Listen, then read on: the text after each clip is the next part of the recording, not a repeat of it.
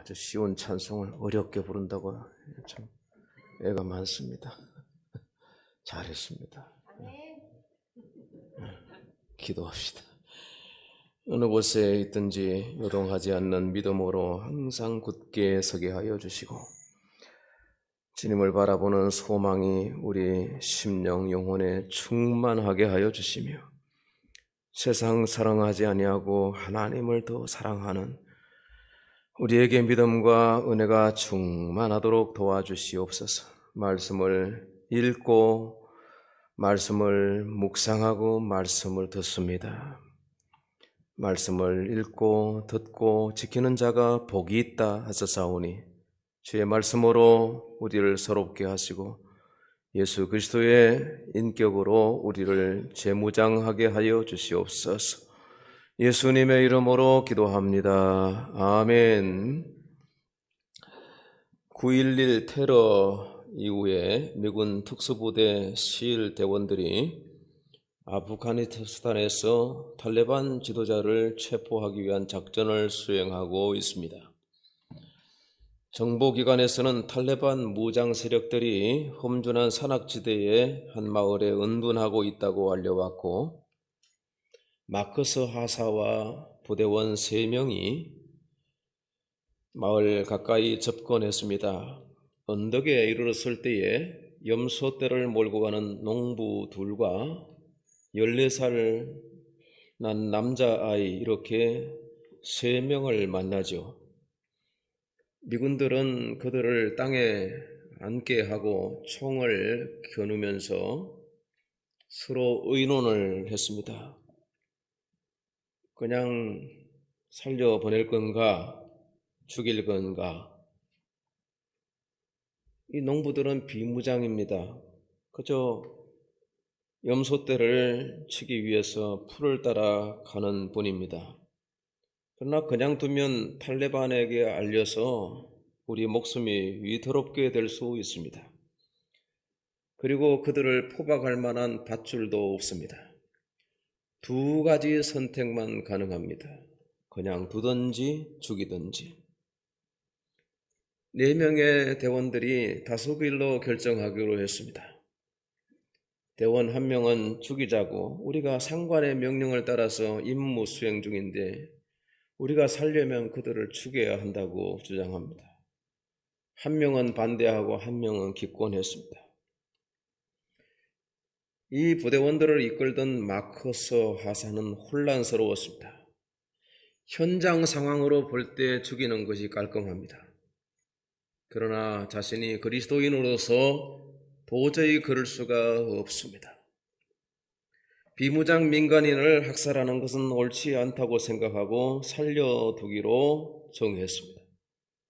대신 그 농부들에게 절대로 우리 존재를 다른데 알려서는 안 된다고 손짓 발짓 몸짓으로 의사를 전달했고, 그들도 알아먹고 우리 그러지 않겠다고 약속을 했습니다. 그런데요, 그 농부들을 놓아준 지 1시간 반쯤 지났을 때 100여 명의 탈레반 무장 세력들이 치고 들어와서 포위를 당하게 되었습니다. 한쪽은 낭떠러지고 격렬한 총격전이 발생했고, 지원군을 요청했는데 헬기로 미군 지원군이 도착을 합니다. 그런데 자주포에 헬기가 격추되면서 타고 있던 16명이 죽습니다. 대원 3명도 다 죽었습니다. 마커스 하사는 혼자 산 아래로 굴러떨어지면서 부상을 입었지만 간신히 목숨을 구했습니다. 마커스 하사는 훗날에 그 일들을 책으로 펴냈는데, 그는 말합니다. 내 평생 가장 어리석은 결정을 그날 한 거라고. 그때 그 농부들을 죽였다면 우리 대원 19명은 죽지 않았을 거라고요. 그러나 이것은 엄연히 결과에 따른 입장이고 입장 변경이죠. 그러나 인간의 내면을 누구나 알 수가 없고, 그런 특수한 상황에서 다른 사람 몰라도 그리스도인이라면 누구나 다 여러분이라도 마커스 하사와 같이 하지 않았을까 싶습니다. 양심과 거짓, 공동의 선과 악, 그 사이에서 올바른 판단을 내리는 것은 매우 중요합니다. 특히 책임 있는 자리에 있는 사람이라면 언제나 중요하고 필요한 것입니다. 오늘 우리가 접하는 본문의 말씀도 유사합니다. 이스라엘 백성들이 가나안 정복 전쟁의 과정에서 여리고성과 아이성을 차례로 함락시켰습니다. 그러한 때에 한 무리의 사람들이 이스라엘 진영을 찾아왔는데 그들은 자신들이 먼 나라에서 온 사절단이라고 소개합니다. 우리가 멀리서 당신들 소문 들었는데 애굽에서 당신들이 어떻게 나왔고 헤스본 왕 시온과 바산 왕 옥의 군대를 어떻게 물리쳤는지 우리가 들어서 알고 있다는 거예요. 우리 장로들이 우리를 보내고 우리 주민들이 우리를 보내면서 당신들과 화친 조약을 맺고 싶다는 거예요. 그러면서 곰팡이 난 떡을 보여주고 다 흐르는 가죽 부대, 포도주 부대를 보여줍니다. 신발 다 헤어졌고 옷은 남루했습니다. 집을 떠나올 때는 우리 다 새 것이었는데 긴 여행을 하는 동안 이래 됐다는 거예요. 요소와 이스라엘 작상들은 아무 의심 없이 그들을 영접했고 불가침 상호 평화조약을 맺고 돌려보내죠. 그렇게 돌아갔는데 사흘 만에 깜짝 놀랐습니다. 그들이 멀리서 온 사람들이 아니라 가까이 인근에 있는 기브온 일대 가나안 7족속 중에서 한 족속인데 이 멸망시켜야 될 그런 족속들하고 지금 이렇게 평화조약을 맺었다는 깜짝같이 거짓에 속은 거예요. 기브온 사람들이 행한 일들을 보면 거짓의 종합 세트를 풀어놓은 것과 같은 겁니다. 가식이 있습니다. 말이나 행동을 거짓으로 꾸몄죠. 먼 나라 사절처럼 위장을 했습니다. 괴사를 행했습니다. 괴사는 무엇입니까? 잘못된 목적을 달성하기 위해서 이 기만적인 용모나 허식으로 교묘하게 속이는 걸 말합니다. 괴휼에 능했습니다. 괴휼이라고 하는 것은 거짓이나 속이는 것을 말하는 체간 있게 아주 감쪽같이 속이는 이 괴휼이라고 합니다. 기망입니다. 허위사실을 말하거나 진실을 은폐하는 행위. 확정 편향, 자기가 보고 싶은 것만 보고 자기 불리한 것은 회피하고 무시하는, 이게 다 거짓의 형태들이죠. 애굽에서 있었던 멀리 소식은 알고 있다고 하면서 가까이 여리고 무너진 건 언급하지 않거든요. 그래야만 자기들이 멀리서 온 사람들인처럼 입증하는 것이 되기 때문입니다. 여러분, 거짓이라고 하는 것은 참이 아닌 모든 것을 포함합니다. 많이 거짓도 거짓이고 조금 거짓도 거짓이는, 죄라고 하는 거 그렇지 않습니까? 의인은 없나니 하나도 없다. 죄라고 하는 것은 조금 빗나가도 그건 죄라. 아마로띠아, 화살의 관역을 10점을 때리는 거, 이게 퍼펙트인데 이걸 조금만, 그러나 10점도 가서 보면 이게 다 각도가 꺾이고 정확한 10점은 없어요. 그래서 다 빗나갔다. 거짓이 다 그런 겁니다. 거짓의 형태는 참으로 다양하다고 보겠습니다. 이런 것들이 다 거짓입니다. 과대하는 거. 포장지를 뜯어보면 과자가요 조금만 들어와 있는데 세상에 그걸 그렇게 거부피면 돈이 아깝지 않은데 포장지 값인 거예요. 과대 포장, 과소평가, 허풍, 회피하는 거, 묵비권 행사하는 거, 자기가 불리하니까 진술 안 하는 거예요. 입 다물고 있는 거예요. 거짓 진술, 독선, 편견, 위협, 교만, 너스레를 떠는 것, 약속을 지키지 않는 것, 구차하게 변명하는 것, 부실한 것, 부정과 불법과 도용과 사기와 배임과 횡령과 이런 등등등등 신문을 열면 대개 다 그런 거짓이 가득한 세상입니다. 그리고 때로 그것이 우리의 모습이기도 합니다. 두 아이가 케이크 한 조각을 놓고 싸우고 있습니다. 본당 신부님이 아이들을 발견하고 중재를 했습니다. 야, 왜 너희들 그렇게 싸우니? 싸우면 못 써요. 싸우면 나쁜 거예요. 그랬더니 신부님 우리 둘 중에서 더 큰 거짓말을 한 사람이 이 남은 케이크를 먹기로 했다는 거예요. 그래서 저놈이 더 큰 거짓말하고 자꾸 우기길래 내 거짓말이 더 크다고 얘기를 하는 거예요. 신부님이 말합니다. 이 녀석들아, 싸우는 건 나쁘지만 거짓말은 더 나쁜 거야. 아이가 물었습니다. 신부님은 살면서 거짓말 안 해보셨어요? 신부님 대답하기를, 그럼 나 여지껏 살면서 거짓말을 해본 적이 없어요. 그러자 아이가요, 신부님 얼굴 한번 쳐다보고 친구 한번 쳐다보고 그러더니, 야 임마, 그 케이크 신부님 거야. 그렇게 하고 신부님께 줬다는 겁니다. 유머입니다. 유머라니까요. 집에 가서 웃으시기 바랍니다.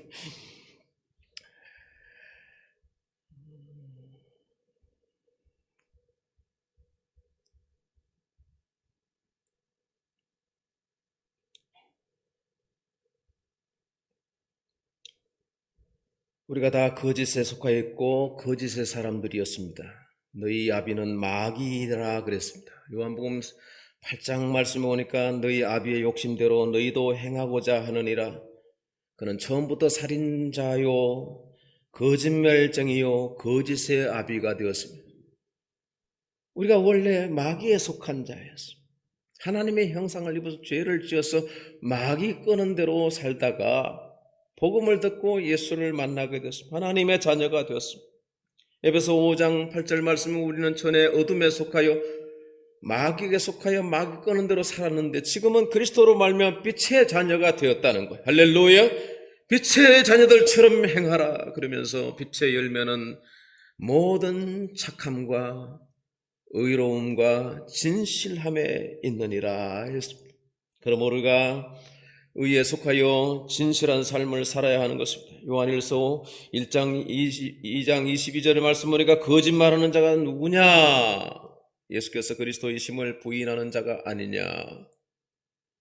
그러니까 여러분, 예수를 안 믿는 것도 거짓에 속하는 거라는 거죠. 불신자들도 거짓말하는 자라는 거예요. 이런 개념은 처음이잖아요. 말씀이 아니면 이거 뭐 안 믿는 거야, 뭐 자유지. 그것도 거짓에 속한 거라는 거죠.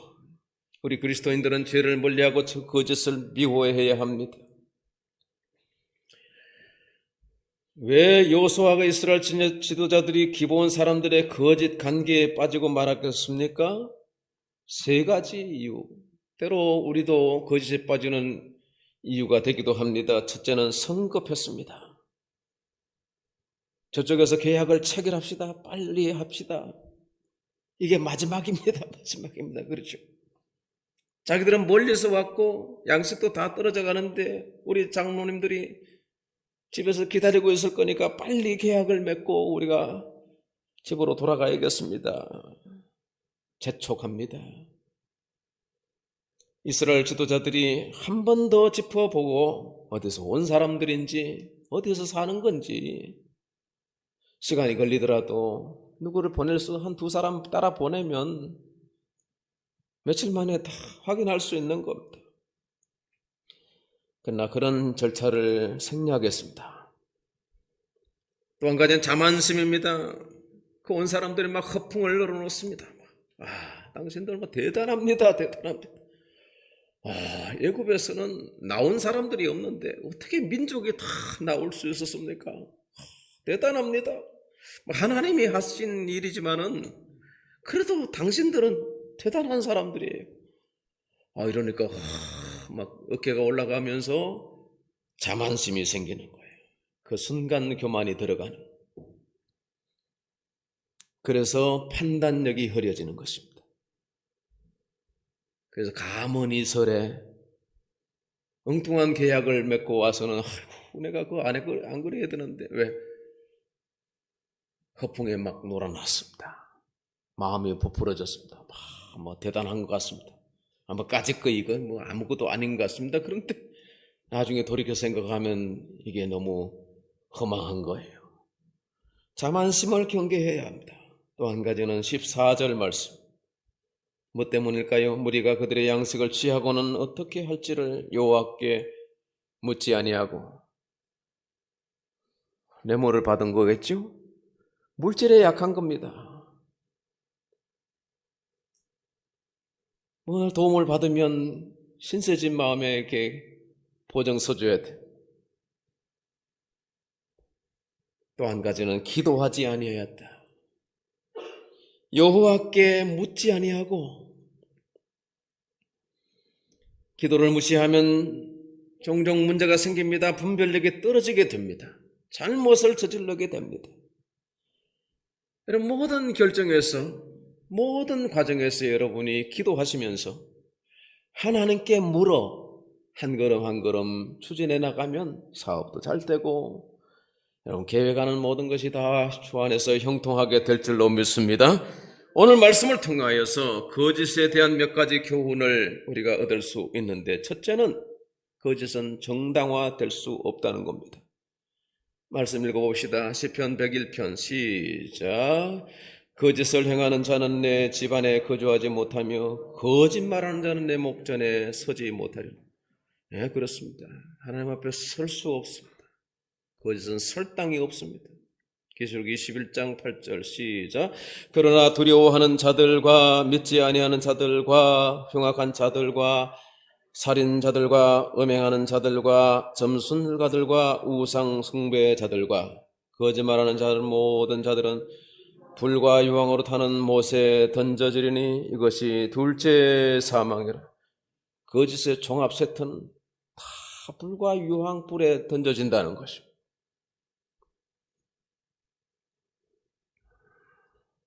둘째의 교훈은 거짓은 금방 드러납니다. 며칠 만에 16절 말씀, 며칠 만에 사흘 만에 알게 된 것입니다. 거짓의 사람들이 오래 갈 것 같죠? 금방 드러나고요, 큰 부끄러움을 당하게 됩니다. 진실해야 합니다. 세 번째 교훈은 하얀 거짓말에 대해서 한번 생각해 볼 수 있습니다. 선의의 거짓말은 할 수 있지 않을까요? 여호수아 2장의 여리고성 기생 라합은 하나님 보내신 두 정탐꾼을 옥상에 늘어놓은 3대 속에 숨겨주었습니다. 밤중에 감찰반이 들이닥쳤습니다. 여기 사람 들어왔지? 예, 오긴 왔었는데요, 어두워해질 때에 성문이 닫히기 직전에 성을 빠져나가서 지금 어디로 가고 있는데 지금 막 따라가면 잡을 수 있을 겁니다. 지금 옥상에 있거든요. 근데 성경은 이거 나쁘다고 말은 안 했습니다. 오히려 그와 그 집이 구원을 받게 되죠. 2차 대전 때 유대인들을 색출하여 죽이려 했던 나치의 항구에서 네덜란드, 노르웨이, 프랑스, 이태리, 헝가리 등 많은 유럽 사람들이 거짓말을 했습니다. 유대인들을 숨겨 주고서 없다고. 그 정도는 괜찮지 않을까 싶습니다. 6.25 때 집에 쳐들어오는데 전도사님이 집 다락에 숨어 있습니다. 공산당이 총뿌리를 거느고 여기 전도사 새끼 있지? 그랬더니 그 교회 신실한 집사님이 여기 없습니다. 그렇게 해서 돌아갔는데 이 집사님은 거짓말 안 했다는 거예요. 왜냐하니까 발을 굴리면서 마룻바닥에는 없다는 얘기지. 다락에는 있다. 하얀 거짓말은 때로 애교로 봐줄 수 있을 것 같습니다. 유대인의 탈무드에 보면 어떤 경우에 용서받을 수 있는 거짓말인가 질문이 있고, 두 가지 경우에는 거짓말을 해도 된다고 합니다. 하나는 친구가 결혼했을 때 딱 보니까 신부 얼굴이 별로요. 신랑이 아까운 거요. 근데 자네 부인이 참 얻었다고, 잘 얻었다고, 참 아름답더라. 아름답다고 그렇게 거짓말하라는 거예요. 또 하나는 누군가 이미 구입해버린 물건에 대해서 의견을 나중에 구입해놓고 의견을 구할 때 거짓말을 해도 된다는 거예요. 예를 들어서 제가 자동차 한 대를 필요로 하는데 어떤 사람이 자기 새 차를 뺐대.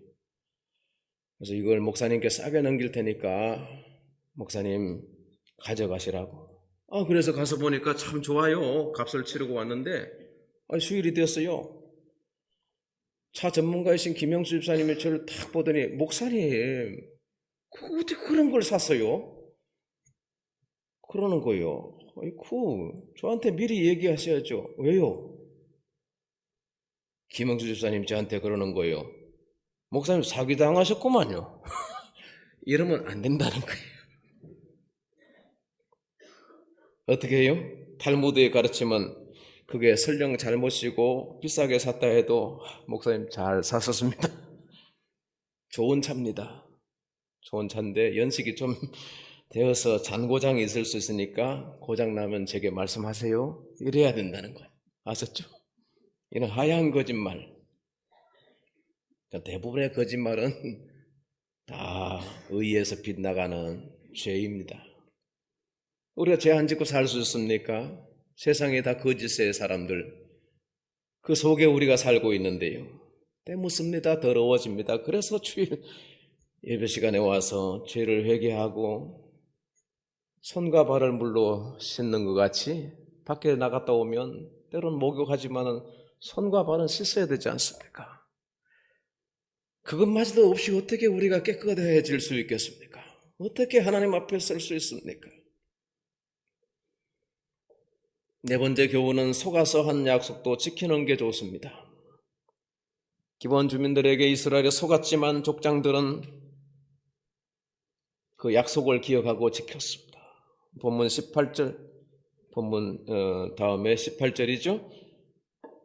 자, 보시면 이스라엘 하나님 여호와로 그들에게 맹세했기 때문에 하나님의 이름으로 약속을 한 거예요. 손해를 봤지만은 그들을 멸하지 않았다는 거예요. 19절 모든 족장이 온 회중에게 이르되 우리가 이스라엘의 하나님 여호와로 그들에게 맹세하였은즉 이제 그들을 건드리지 못하리라. 무리에게 이르되 23절 그들을 살리라, 살려줘라. 약속은 신중하게 해야 합니다. 그리고 약속한 것은 반드시 그대로 지켜야 하는 것입니다. 마지막 다섯 번째 교훈은 윗선을 조심하라는 것입니다. 여러분, 윗선이 무엇입니까? 히포크리테스, 헬라어로 읽으면 가면을 쓴 상태라는 거죠. 그래서 복면가왕 이런 거 나오잖아요. 겉과 속이 다른 것을 말합니다. 예수님 바리새인들에게 진노를 받았었습니다. 마태복음 23장 27절 화이설진저 외식하는 히포크리타이,